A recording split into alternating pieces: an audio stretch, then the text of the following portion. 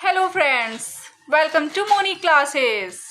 आज हमारा सीडीपी का तीसरा अध्याय है विकास का सिद्धांत, प्रिंसिपल ऑफ डेवलपमेंट। विकास के जो सिद्धांत है उसमें पहला जो पॉइंट है वो प्रिंसिपल ऑफ कंटिन्यूटी है, निरंतरता का सिद्धांत।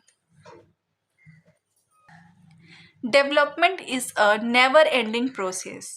विकास कभी ना रुकने वाली प्रक्रिया होती है।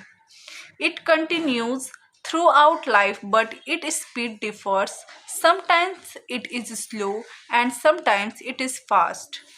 जो विकास होती है यह जीवन पर्यंत चलने वाली प्रक्रिया होती है। इसकी जो गति होती है वह केवल मंद और तेज होती है। दूसरा पॉइंट है प्रिंसिपल ऑफ इररिवर्सिबिलिटी, अनुवर्ती का सिद्धांत। इसमें जो होता है डेवलपमेंट इज अ इरिवर्सिबिलिटी या इरिवर्सिबल, नेवर गो बैक। विकास जो होता है वो सदैव आगे की ओर बढ़ता है, पीछे की ओर नहीं बढ़ता है। जैसे कि एग्जाम्पल के तौर पर हम कह सकते हैं कि दूध से दही बनाया जा सकता है, लेकिन दही से दूध नहीं बनाया जा सकता है। आप अपने लाइफ से भी जोड़कर इसे देख सकते हैं। जैसे आप जब बच्चे होते हैं तो फिर धीरे धीरे आप बड़े होते हैं तो स्कूल जाते हैं, स्कूल जाने के बाद आप कॉलेज जाते हैं, तो क्या आप कॉलेज से दोबारा स्कूल जा सकते हैं? तो वही यहाँ कहा जा रहा है कि विकास जो होती है सदैव आगे की ओर बढ़ने की प्रक्रिया होती है। तीसरा जो पॉइंट है वो है प्रिंसिपल ऑफ यूनिफॉर्म पैटर्न। जो विकास होता है वो एक समान प्रतिमान का सिद्धांत होता है। सभी सामान्य बालकों में विकास का क्रम जो होता है समान होता है। General pattern of development in children remains same all over the world. इसमें जो होते हैं, जो बच्चे होते हैं, उन सभी बच्चों का जो विकास होता है एक पैटर्न में होता है। उदाहरण के तौर पर जैसे बच्चों में जो बच्चे खेलते हैं, फिर भागते हैं, उठना सीखते हैं, चलना सीखते हैं, आदि गुण जो होते हैं ये सब समान ही होते हैं बच्चों में। जैसे जो बच्चे होते हैं वो पहले चलना सीखते हैं, डायरेक्ट भागना तो नहीं सीखते हैं, वो पहले चलते हैं अच्छे से, फिर धीरे धीरे भागना सीखते हैं। चौथा जो पॉइंट है वो है व्यक्तिगत भिन्नता का सिद्धांत, प्रिंसिपल ऑफ इंडिविजुअल डिफरेंस। बच्चों का विकास व्यक्तिगत विभिन्नता के अनुसार चलता रहता है। किसी में विकास की गति तेज तो किसी में कम होती है। इसमें बच्चों को स्पेशल कहा जा रहा है। जो हर बच्चे में कुछ स्पेशल ऐसे गुण होते हैं जो वो सबसे भिन्न होते हैं। A child's development works on the principle of individual difference. Some have faster rate of development, whereas some has a slower rate.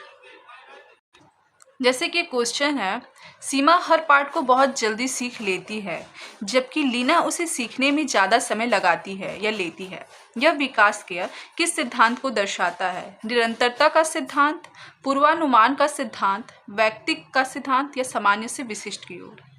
तो मैंने बताया था कि व्यक्तिकता का जो सिद्धांत होता है उसमें जो बच्चे होते हैं सब उनमें कुछ स्पेशल बात होती है। कोई बच्चे जल्दी सीखते हैं, कोई बच्चे देर से सीखते हैं, लेकिन सब में कुछ ना कुछ स्पेशल बात होती है। तो जो इसमें सीमा है वो किसी भी पार्ट को बहुत जल्दी सीख लेती है, लेकिन जो लीना है सीखती है लेकिन थोड़ा उसे समय लगता है। तो इसका जो सही आंसर हो जाएगा वो हो जाएगा व्यक्तिकता का सिद्धांत।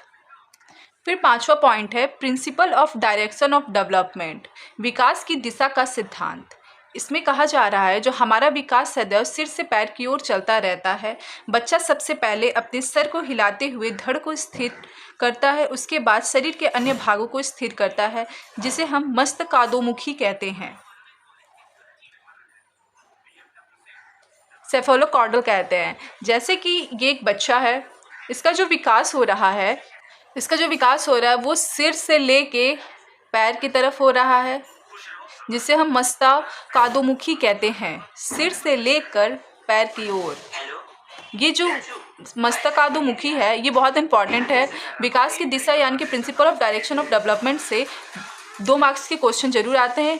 या तो आपसे मस्तकादोमुखी पूछेगा या प्रॉक्सिमोडिटल पूछेगा, और दूसरा होता है समीप दूराभिमुखी, प्रॉक्सिमोडिस्टल।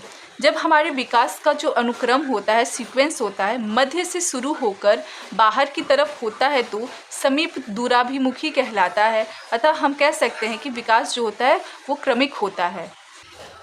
जब सिर से लेके पैर तक विकास होता है तो उसे मस्तकोदमुखी कहते हैं। और जब मध्य से लेके, केंद्र के मध्य से लेके विकास बाहर की तरफ होता है, मध्य से लेकर बाहर की ओर जब होता है उसे हम समीप दूराभिमुखी कहते हैं। 2 मार्क्स के क्वेश्चन इसमें ज़रूर आते हैं। पहला जो होता है मस्तकोदमुखी, वो ज़रूर आता है। अगर ये नहीं आएगा तो आपका समीप दूराभिमुखी आएगा। तो इसे अच्छे से समझ कर जाइएगा, अच्छे से आप इसे। 6th जो पॉइंट है वो है principle of spiral versus linear advancement, वर्तुलाकार बनाम रेखीय प्रगति का सिद्धांत। इसमें जो विकास होता है वो बालक का विकास सीधा और रेखीय ना होकर विकास स्थिर और नियमित नहीं होता है, क्योंकि अगर जब बच्चे का विकास एक निश्चित स्तर पर होने लगेगा तो उसका जो विकास वो स्थिर हो जाएगा। इसीलिए जो विकास है वो वर्तुलाकार यानी कि स्पाइरल है। इस प्रकार से कुछ बच्चे का विकास होता है, वर्तुलाकार। 7 पॉइंट है principle of general to specific response, सामान्य से विशिष्ट क्रियाओं का सिद्धांत। इसमें जो विकास होता है वो सामान्य से विशिष्ट की तक बढ़ता है। बच्चे पहले सामान्य चीज़ें सीखते हैं और इसके बाद ही बस विशिष्ट या विशेष चीज़ें सीखते हैं। Development proceeds from general to specific, the child first learns general things and it is only afterwards that he learns specific and particular things। जैसे जो बच्चे होते हैं वो पहले आ ई सीखते हैं, उसके बाद अ से क्या होता है अनार वगैरह सीखते हैं, उसके बाद वो वाक्य बनाना सीखते हैं, उसके बाद धीरे धीरे बढ़ते बढ़ते वो एक पैराग्राफ अच्छे से पढ़ने लगते हैं, समझने लगते हैं। तो भाई यहाँ पर यही कहा जा रहा है कि पहले उनको सामान्य चीज़ें बताया जाएगा, फिर वो धीरे धीरे विशिष्ट की ओर आगे बढ़ते हैं। इसका 8वां जो पॉइंट है वो प्रिंसिपल ऑफ प्रिडिक्टेबिलिटी है, पूर्वानुमान का सिद्धांत। इसमें जो होता है वो बचपन देखकर भविष्य बताना इसमें होता है पूर्वानुमान का सिद्धांत में। इसमें जो विकास है वो पूर्वानुमान होता है, क्योंकि हम पहले ही अनुमान लगा सकते हैं कि विकास किस दिशा में ज़्यादा होगा। जैसे कि कोई छोटा बच्चा है वो स्टार्टिंग में पढ़ने में बहुत अच्छा है और धीरे धीरे धीरे कोई व्यक्ति बता सकता है कि हाँ ये जो बच्चा है वो आगे अच्छा करेगा। तो इस तरह एक इसमें पूर्वानुमान लगाया जा सकता है। इससे रिलेटेड एक क्वेश्चन है, जैसे जो बच्चे बचपन की उम्र में अपनी उम्र के हिसाब से लंबे होते हैं वे वयस्कता के दौरान भी लंबे होते हैं। इस अवलोकन द्वारा विकास के निम्नलिखित सिद्धांत में से कौन सा सिद्धांत होगा? पहला, विकास परिपक्वता तथा सीखने का उत्पाद है। दूसरा, विकास जो है वो अनुमानित है यानी कि पूर्वानुमानित होता है। तीसरा, जो विकास की दर स्थिर बनी हुई है।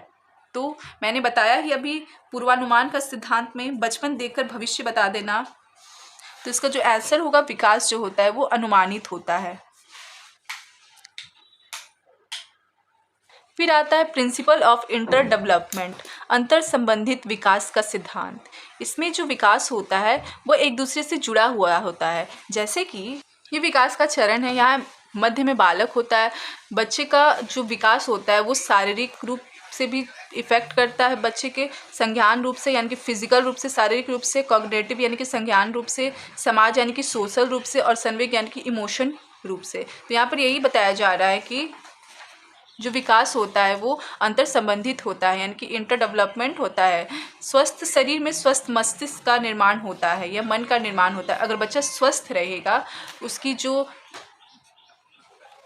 फिजिकली फिट रहेगा तो उसका मस्तिष्क भी सही से काम करेगा। अगर बच्चे का मस्तिष्क सही से काम कर रहा है लेकिन उसका जो अगर फिजिकली रूप से फिट नहीं है, उसका तबीयत ख़राब है, तो उसका पढ़ने में मन नहीं लगेगा, उसको थकान महसूस होगा। उसी तरह संवेग यानी कि emotion, social development, physical, cognitive, social, emotion, ये सब अंतर संबंधित होते हैं एक दूसरे से।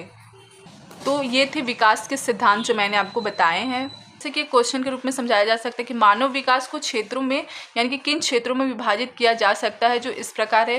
तो मैंने बताया शारीरिक रूप से यानी कि फिजिकल में, संज्ञानात्मक रूप से कॉग्निटिव में, संवेगात्मक रूप से इमोशनली और सामाजिक रूप से यानी कि सोशली।